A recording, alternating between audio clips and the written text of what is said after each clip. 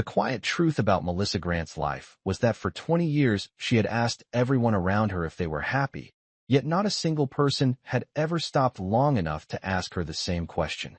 In the quiet suburb of Dayton, Ohio, Melissa Grant woke every morning at 6 o'clock before the rest of her family.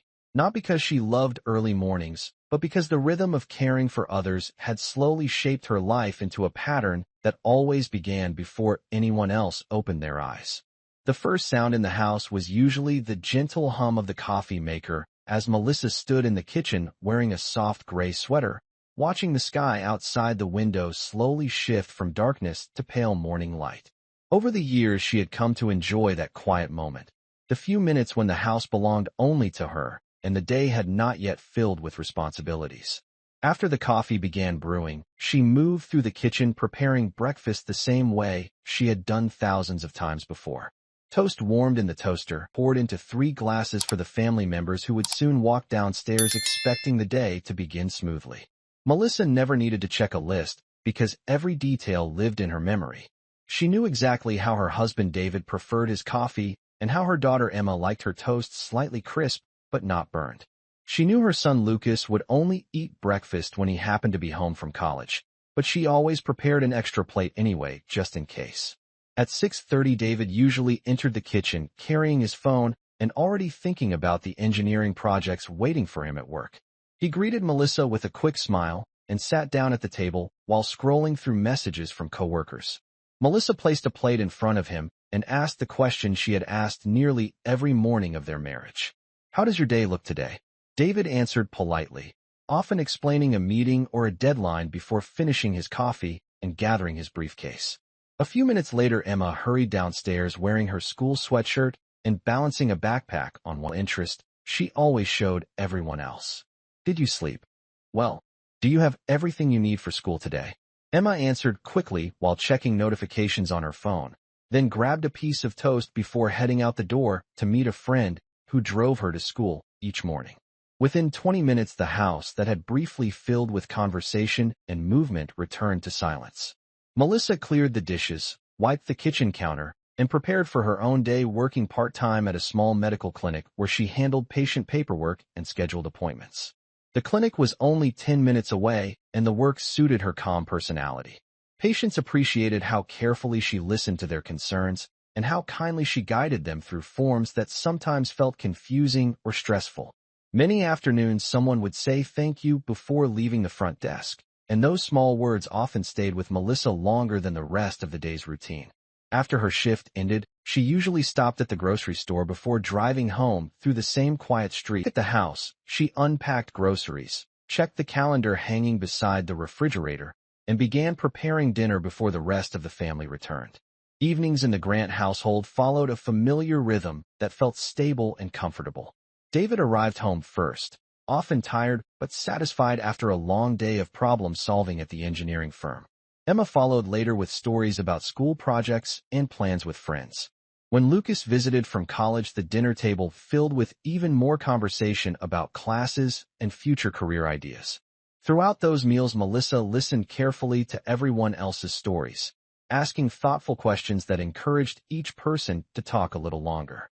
She asked David whether his meeting had gone well. She asked Emma how her presentation turned out in history class, and she asked Lucas about his professors and the city where he planned to start his career. Over the years, the question Melissa asked most often was simple and sincere. "Are you doing okay?" Sometimes she asked it in different ways. About anything. "Is there something I can help with?" Those questions came naturally to her because caring about the emotional lives of the people she loved had always been part of who she was. What Melissa did not notice at first was how rarely anyone asked her similar questions in return. It was not intentional neglect. David loved his wife and appreciated the stability she brought to their home. Emma and Lucas respected their mother and trusted her advice when they needed guidance. But life moved quickly, and everyone had quietly grown used to the idea that Melissa was always fine. During dinner conversations, her role had slowly become the person who asked about everyone else while offering only brief updates about herself. If she mentioned something from her own day, the response was usually kind, but short before the conversation returned to someone else's story. For many years, Melissa did not question that pattern. She simply assumed that her happiness was less complicated than the responsibilities others carried. But one afternoon something small happened. She was finishing paperwork at the clinic when she overheard two teenage patients sitting in the waiting room discussing a conversation they had with a friend at school. One of them asked the other a simple question that carried a surprising weight. "Are you actually happy these days?" The words were ordinary and casual, yet something about them stayed in Melissa's mind long after the girls left the clinic. As she drove home that afternoon, she repeated the question quietly to herself. "Are you actually happy?" She realized that she could not remember the last time anyone had asked her that directly. For a moment she assumed the answer must simply be yes, because her life looked stable from the outside. But as she thought more carefully, she understood that the real surprise was not the answer itself. The surprise was realizing that the question had never been asked at all. That evening, during dinner, Melissa watched the familiar conversation unfold around the table.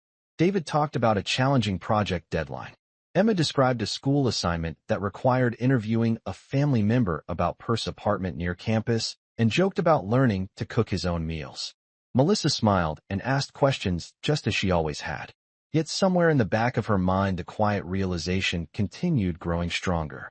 For 20 years, she had been the one making sure everyone else felt heard and supported, yet not once had someone looked at her across the table and asked the same simple question she offered so freely to others. The thought did not make her angry. Instead, it created a gentle curiosity about her own life, a curiosity she had never allowed herself to explore.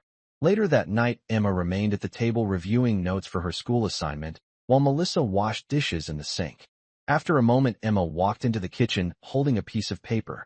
She explained that her psychology teacher had asked students to interview someone close to them and ask a question about personal happiness. Emma looked at her mother thoughtfully and said she needed to practice asking it out loud. Melissa turned off the running water and dried her hands slowly on a towel. Words exactly as they appeared on the assignment sheet. "Mom, are you happy with your life?" The question seemed to hang gently in the air between them. For the first time in more than 20 years, Melissa realized that someone in her family had finally asked the thing she had quietly wondered about all afternoon. She did not answer immediately because the truth deserved more thought than a quick response. Instead, she smiled softly at her daughter and said that it was an important question, one she had never been asked before. Emma looked surprised by that realization, and for the first time, she seemed to notice how rarely their conversations had focused on her mother's feelings. A few minutes later, David entered the kitchen and joined them at the table. When Emma explained the assignment, he listened with interest before repeating the same question himself, this time with genuine curiosity in his voice. Melissa looked at both of them and felt something warm shift inside her heart. The answer she eventually gave was honest and thoughtful. She explained that happiness is not always a simple yes or no, appreciated by those around them. David nodded slowly while Emma wrote notes on her assignment sheet, and the three of them continued talking long into the evening about dreams, responsibilities, and the quiet importance of asking the people we love how they are truly feeling. And if this story reminds you that even the strongest and most supportive people sometimes wait years to be asked how they are doing, take a moment today to ask someone close to you that simple question, because listening with genuine care can change more than we realize. And if you appreciate stories that explore the emotional truths hidden inside everyday life, you can support this channel by subscribing and sharing these reflections with others who believe that every person